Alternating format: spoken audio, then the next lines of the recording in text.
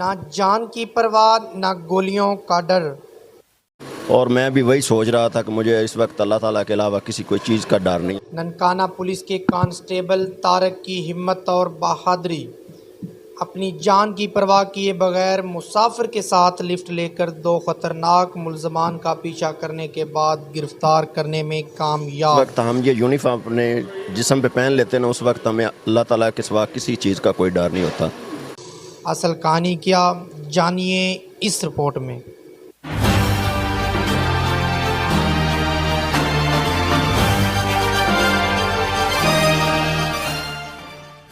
अस्सलाम वालेकुम नाजरीन, RMH उर्दू न्यूज़ के साथ मैं हूं आपका मेज़बान राय मोहम्मद हमज़ा। नाजरीन, चंद रोज़ कबल ननकाना कचहरी में फायरिंग का वाक़या पेश आता है, जिसके नतीजे में 3 जो लोग हैं वो ज़ख्मी हो जाते हैं। मुलज़मान जो हैं वो भागने की कोशिश करते हैं। बहादुर नौजवान तारक कांस्टेबल जो है उनका पीछा करते हुए, उनका ताक़ब करते हुए उनको एक अकेला होने के नाते उनको पकड़ कर गिरफ़्तार करवा देता है। असल स्टोरी क्या है, वाक़या कैसे पेश आया, उन्हीं की ज़बानी आपको सुनवाते हैं। अस्सलाम वालेकुम। जी वालेकुम सलाम। कैसे हैं सर? ठीक है जी अल्हम्दुलिल्लाह। सर, क्या वाक़या आया? वाक़या ये पिछले जुमे का दिन था, तकरीबन 8:30 का टाइम था मॉर्निंग में। मामूल के मुताबिक कचहरी की रूटीन ड्यूटी हम कर रहे थे, चेकिंग कर रहे थे बाहर मेन गेट पे। इसी दौरान यकदम वकीलों के चैम्बर की तरफ से फायरिंग की आवाज़ आई। तो मैं वहाँ मेन गेट पे अपनी ड्यूटी सारा अंजाम दे रहा था, तो एक दफ़ा सब लोग भागना शुरू हो गए। कोई जिस तरफ जिसको जगह मिली वो उस तरफ भागना शुरू हो गया। तो तकरीबन 1 साल पहले भी इधर इंसिडेंट हो चुका था जिसमें बंदा मर्डर हो गया था। तो वो 2 मुलजमान जिन्होंने बंदे को मर्डर किया था वो भी वहाँ से स्लिप हो गए थे उस दफ़ा। जब वो स्लिप हुए थे तो बैक साइड पे वो चैम्बर वकील साहबान के कंस्ट्रक्शन हो रहे हैं, अगर वो तमीर फुल नहीं हुए तो उनकी वो दीवारें थोड़ी थोड़ी छोटी हैं, उस साइड से आदमी आसानी से स्लिप हो जाता है। तो मेरे माइंड में उसी वक्त वही बात आ गई कि हो सकता है इस दफ़ा भी ये जो मुलजमान है वो बैक साइड से स्लिप ना हो।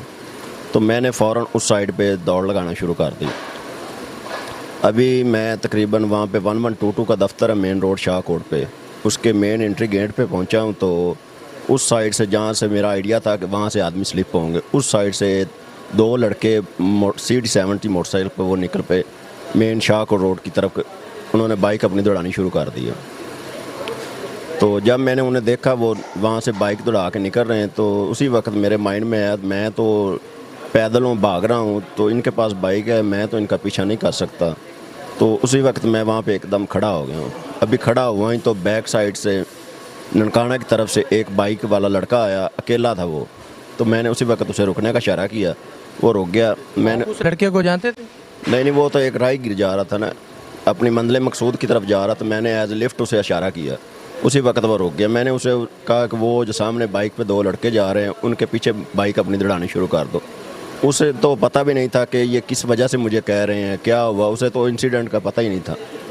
तो उसने बाइक दौड़ाना शुरू कर दी। मैंने भी पीछे से उसे थोड़ा सा शाबाश दी, मैंने कहा और थोड़ी दौड़ाओ और दौड़ाओ, उसने भी और तेज़ कर दी।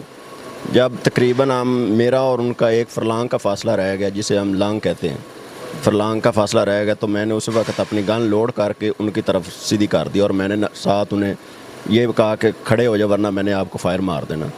तो यकदम जब उन्होंने देखा कि हमारे पीछे पुलिस आ गई है, पहले उन्हें नहीं था पता क्योंकि मेरे आगे जो लड़का बाइक चला रहा था वो सिविल कपड़े में था और मैं यूनिफॉर्म वाला पीछे था, तो इस वजह से उन्हें नहीं पता चला कि हमारे पीछे पुलिस आ रही है। जब मैं उन्हें बुलट मार कर गन सीधी की और उन्हें कहा खड़े हो जाए वरना मैं फायर मार दूँगा, उसी वक्त वो वहाँ पर खड़े हो गए। पीछे से मैंने कॉल कर दी थी अपने बैकअप को, तो अल्हम्दुलिल्लाह मेरा बैकअप भी ऑन टाइम पर पहुंच गया। फिर मैंने अरेस्ट किया, उन दोनों से पिस्टल रिकवर किया और सामने एक शॉप थी उधर हमने बंद कर दिया। जब आप बाइक पे जा रहे थे आपके दिल में कोई खौफ पैदा नहीं हुआ कि वो 2 लोग हैं, उनके पास पता नहीं कितना असला होगा और आप जस्ट एक कांस्टेबल जो है वो भी किसी के साथ लिफ्ट लेके जा रहे हैं, किसी अनजान लोग के साथ, तो आपके अंदर वो खौफ या डर पैदा नहीं हुआ? क्या सोचा था? जी अल्हम्दुलिल्लाह, जिस वक्त हम ये यूनिफॉर्म अपने जिस्म पे पहन लेते हैं ना, उस वक्त हमें अल्लाह ताला के सिवा किसी चीज़ का कोई डर नहीं होता। और मैं भी वही सोच रहा था कि मुझे इस वक्त अल्लाह ताला के अलावा किसी कोई चीज़ का डर नहीं है। और अल्हम्दुलिल्लाह हमारे DPO साहब भी बहुत अच्छे इंसान हैं, हर वक्त यही कहते हैं कि आप कोशिश करें, बाकी आसानियाँ आपके लिए अल्लाह ताला पैदा करेगा। मेरे माइंड में वही था कि मैं कोशिश करूँगा, बाकी अल्लाह पाक मुझे कामयाब करेंगे और अल्हम्दुलिल्लाह अल्लाह ताला ने मुझे इस मकसद में कामयाब किया। ये ट्रेनिंग में आपको सिखाया जाता है कि अचानक कोई ऐसे वाक़यात पेश आ जाएँ तो उस वक्त आपने किस तरीके से ड्यूटी सर अंजाम देनी? जी अल्हम्दुलिल्लाह हमें ट्रेनिंग में हर तरह के तरीके के भाई ट्रेनिंग करवाई जाती है कि कैसे हालात हों उनको आपने फिर कैसे काबू करना है। जब पिछले साल ये वाक़या पेश आया था उस वक्त भी आपकी ड्यूटी यहाँ पे थी? नहीं, उस वक्त मैं यहाँ पे नहीं था। उस वक्त मैं एज ए नैब कोर्ट था अदालत में और इंसिडेंट के बारे में मुझे पता था। तो इस बारे में और कोई आवाम को पैगाम देना चाहें? आवाम से मेरा यही है कि वो पुलिस को साथ मुकम्मल तावन करें। पुलिस आपकी दोस्त है। पुलिस का लोगों में एक गलत इमेज जो है वो शुरू से चलता आ रहा है कि पुलिस आवाम के साथ अच्छा सलूक नहीं करती, लेकिन अल्हम्दुलिल्लाह इस वक्त सारी यंग पुलिस है और वो आवाम के साथ बिल्कुल दोस्ताना तल्लुक़ रखती है। जी नाज़रीन, जिस तरह आपने सुना कि बहादुर कांस्टेबल तारक का यही कहना था कि जब हम वर्दी पहनते हैं तो हम यही ज़हन में लेके निकलते हैं कि हो सकता है कि आज हमारा आखिरी दिन हो, आज हम शहादत जो है हासिल करें। जब इन्होंने मुल्ज़मान का ताक़ब किया, उनका पीछा किया, एक अनजान मुसाफिर के साथ लिफ्ट लेके इन्होंने हिम्मत और ताकत का मुज़ाहरा करते हुए उन मुल्ज़मान को पकड़वा कर कैफ़रे किरदार तक पहुँचाया। यकीनन इनकी ये बहादुरी की कोशिश मिसाल है। इसी के साथ अपने मेज़बान राय मोहम्मद हमज़ा को इजाज़त दीजिए। अल्लाह निगहबान।